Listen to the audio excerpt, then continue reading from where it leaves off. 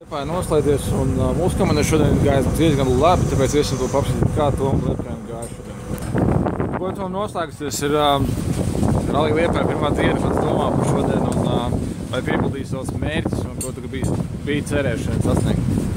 Mērķis viss esmu piepildījis, esmu finišā. Varbūt pēdējā dopā mazliet tehniku nokļuvot, bet esam šeit un esam priecīgi, jā. Tad ir kaut kāds punkts būts, 4. vieta Latvijas ieskaitēnā. Esam apvienot Eiropu arī neesam, pēdējā esam pa vidu, tā kā skatīt. Būs labi prāti, jā.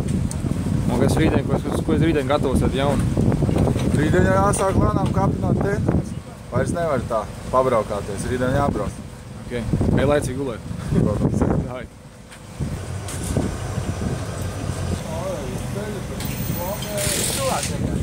Emīla nedarba, klausies, Into pasaka, klausies, kas tev šodien bija un kāpēc ir ātri brauc? Kas tev bija iekodas?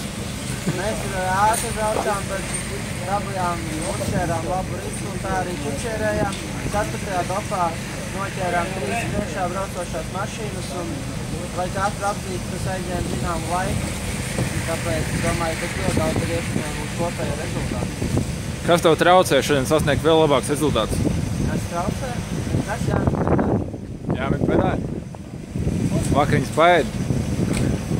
Jā, vakariņas ir paēst, tagad mehāniķi sadarīsim, kas jādara un dosimies gulēt, atpūsties, jo rītdien gara diena. Ok, veiks rītā, Rallija 2. dienā. Jā, paldies, tiekās. Čau.